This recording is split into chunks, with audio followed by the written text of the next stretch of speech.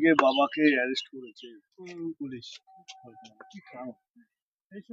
আমরা তো শুনলাম যে ওই মাননীয় মুখ্যমন্ত্রী বলে গিয়েছিলেন না, ওই যে অভয়াকাণ্ডের কি তদন্ত আর কি সমস্ত হবে, তবে তো তাতে একটা এফআইআর করে তারপরে তার ভিত্তিতেই বোধহয় অ্যারেস্ট করা হয়েছে, যতটা শুনেছি আপনাদের মাধ্যমেই আমরা শুনেছি। আমরা তো আর সঠিক কিছু এখনো জানি আর না। কিছু ধারা বা না, ওইখানেই ওইটা, আর আগের দুখানা মামলা ছিল।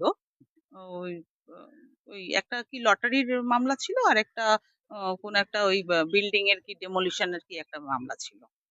ওরমই দুটো মামলা ছিল আমরা যতটা জানি। আর এই নতুন এটা তো ওটার কথা তো উল্লেখ দেখছি না, শুনছি তো যে অভয়ার ওই মামলার জন্যই নাকি তিলোত্তমা। বলছি যে কি করবে? আইনের পথে চলবে, বিচারের পথে হবে, যাবে। আমাদেরও আইনের পুলিশ প্রশাসন, আইন এবং মুখ্যমন্ত্রীর উপর আমাদেরও যথেষ্ট ভরসা আছে, সিবিআই এর উপর আমাদের ভরসা আছে, তারা সঠিক বিচার করবে। ভুল বিচারে তো কারোর শাস্তি হতে পারে না। হ্যাঁ, ভুল বিচারে আগে দোষী সাব্যস্ত হওয়ার আগে এখন মিডিয়া সব জায়গাতে কাউকে দোষী সাব্যস্ত করে দেয়, পার্টি কাউকে দোষী সাব্যস্ত করে, কিন্তু সেটা তো কথা নয়। দেশের আইন আছে, কানুন আছে, মাননীয় মুখ্যমন্ত্রী আছেন, আমাদের এখানে বিধায়িকা আছেন, আমাদের এখানে পুরো এলাকাবাসী আছে, সবার কাছে মানে আমরা তো আশাবাদী যে সঠিকটা সঠিক হবে।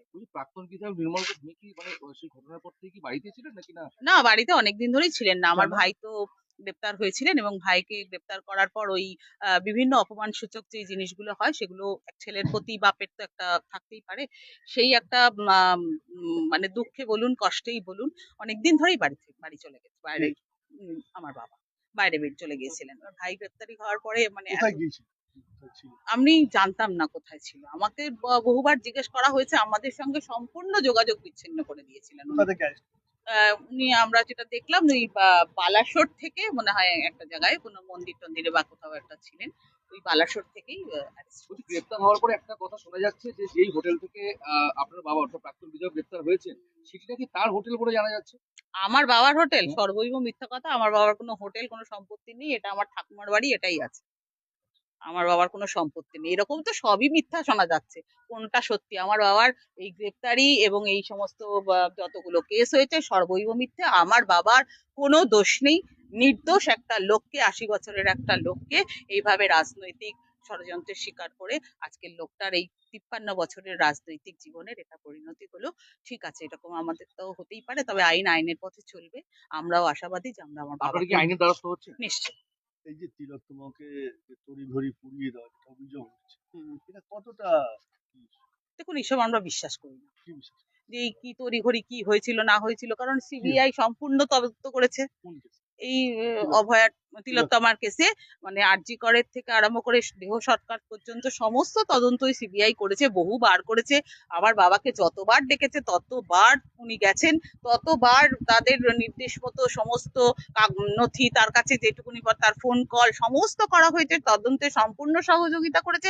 তারা যদি এতদিন মনে করতো তাহলে নিশ্চয়ই তার বিরুদ্ধে কোনো অ্যাকশন নিত, গ্রেফতার করতো বা কোনো অভিযোগ করতো, কিন্তু তারা সেটা করেনি। আর আজকে এখানে মাননীয় মুখ্যমন্ত্রী এসে উনি বলেছেন যে তদন্ত করা হোক, কিছু করা হোক, কোনো তদন্তই কিছু না, উনি বলে গেছেন অ্যারেস্ট করতে হবে, তো করেছে আমাদের।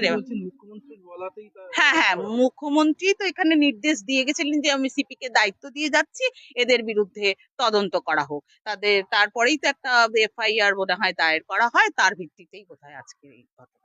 আমরা যতটুকুনি মিডিয়ার সাহায্যে জেনেছি ততটুকুনি আপনার কাছে বললাম। না, কোনো ফোন করেনি, আমাদের সঙ্গে সম্পূর্ণ যোগাযোগ বিচ্ছিন্ন করে ফেলেছিল। তাও 1.5 মাস হয়ে গেছে, সেই জুন মাস থেকে আমাদের সঙ্গে কোনো কথা হয় না। তোমার মা বিধায়িকার অত্যাচার বারংবার আপনার বাবার নামে অভিযোগ করেছে, এই যে তড়িঘড়ি পুড়িয়ে দেওয়ার। হ্যাঁ, করেছেন উনি। শিয়ালদা কোর্টে গিয়েও তড়িঘড়ি পুড়িয়ে তিলোত্তমার মা মানে আমাদের মাননীয় বিধায়িকা, উনি গিয়ে শিয়ালদা কোর্টেও একটা পিটিশন দায়ের করেছিলেন। এই 3 জনের নামই সেম পিটিশন, কিন্তু শিয়ালদা কোর্ট কিন্তু এই 3 জন যারা আছে তাদের নামে আছে। আপনারা দেখবেন কার কার নাম আছে এফআইআর এ করেছিল। সেই পিটিশনটা আমাদের যতটুকুনি আমরা জানি, যেহেতু আমরাও আইনের পথেই যাচ্ছি, তত পিটিশনটা খারিজ হয়ে গিয়েছিল। তারপরে কি করে আবার নতুন করে এফআইআর সেই একই অভিযোগে হয়, কিভাবে হয় আমার জানা নেই। সেটা আইনের পথে চলবে, তারা বলতে পারবে। আমার নাম ছন্দা, আমি ছন্দা ঘোষ।